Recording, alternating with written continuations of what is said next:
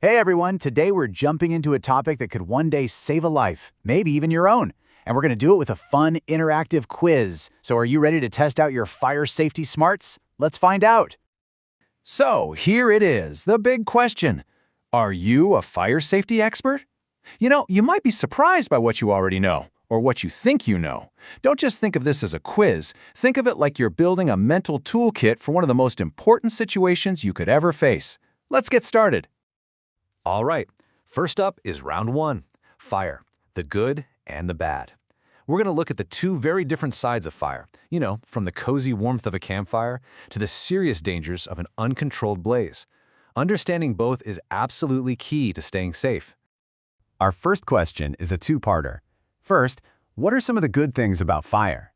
And second, how do controlled burns actually help our forests stay safe? I'll give you a few seconds to think it over. Okay, time's up. Let's look at the answers. Fire gives us all the good stuff, right? Warmth, light, heat for cooking. But what's really fascinating is this idea of a controlled burn. I mean, it sounds a little strange, but it's brilliant.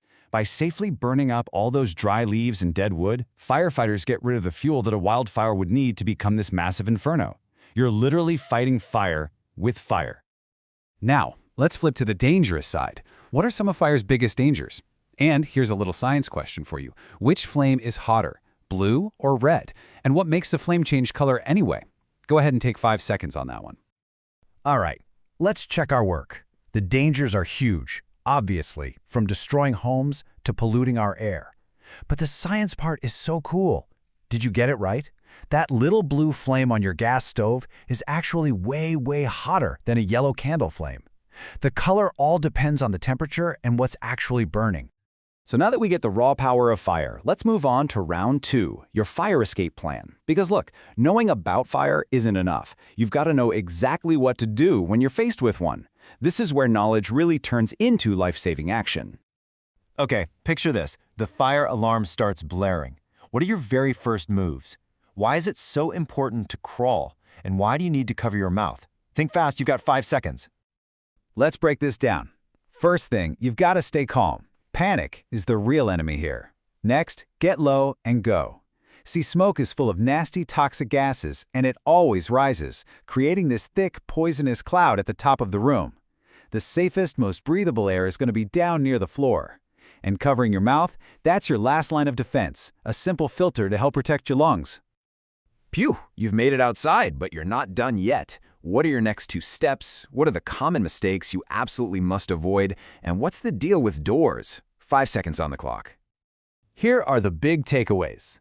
Once you're out, stay out and call for help. The single biggest mistake people make is going back inside for stuff, or even for pets. It's a tragic and often fatal mistake. And here's a little pro tip. Close doors behind you if you can. A closed door is a barrier. It can literally starve the fire of the oxygen it needs to grow, and that can buy precious time for firefighters to get there. And now for our final round, crucial safety rules. Think of this as the lightning round.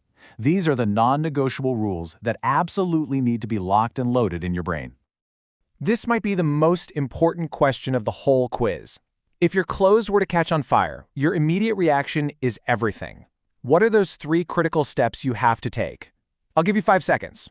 The answer is stop, drop, and roll. Let's even say it together. Stop, drop, and roll. You stop immediately, do not run. You drop to the ground and you cover your face. And you roll over and over again. This smothers the fire, it cuts off its oxygen, and it puts out the flames. It's such a simple phrase, but it truly saves lives. Okay, let's focus on 2 huge nevers. Why should you never ever run if your clothes are on fire? And what should you never use to escape a burning building? Think about it for 5 seconds. Here's why. Running is basically like fanning the flames of a barbecue. You're just giving the fire a big rush of oxygen, which makes it burn bigger and hotter. And an elevator in a fire, well, that's just a metal box that can easily lose power, trapping you inside a smoke-filled shaft. You always, always take the stairs. All right, let's apply our safety smarts to 2 different situations. If you're ever caught in a wildfire on a hill, do you go up or down? And then, back at home, what is that one important spot your family absolutely needs to agree on? 5 seconds. Let's check those answers. Fire spreads uphill with terrifying speed. So why? Well, because the rising heat actually bakes the trees and grass above it, basically preheating them into perfect fuel before the flames even get there. So you always escape downhill. And at home, your family's meeting spot, like a specific tree or a neighbor's mailbox, is non-negotiable. It prevents that horrible panic of not knowing if someone is still inside. And here we are, the final question of the quiz.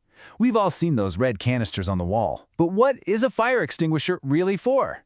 What's the golden rule? You've got 5 seconds for the final time. And this one is so important to get right. A fire extinguisher is for small, contained fires. Think a small fire in a wastebasket. But your safety always comes first. You should only ever try to use one if the fire is small, you have a clear path to an exit, and you've actually been trained on how to use it. If you're ever in doubt, just get out.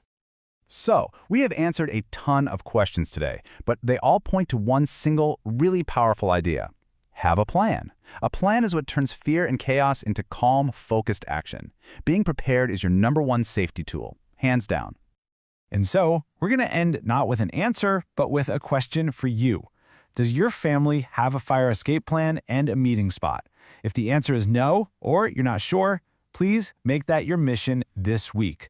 Draw a map, pick the spot, practice it. It is the single most important thing you can take away from this. Thanks so much for joining me, and please stay safe.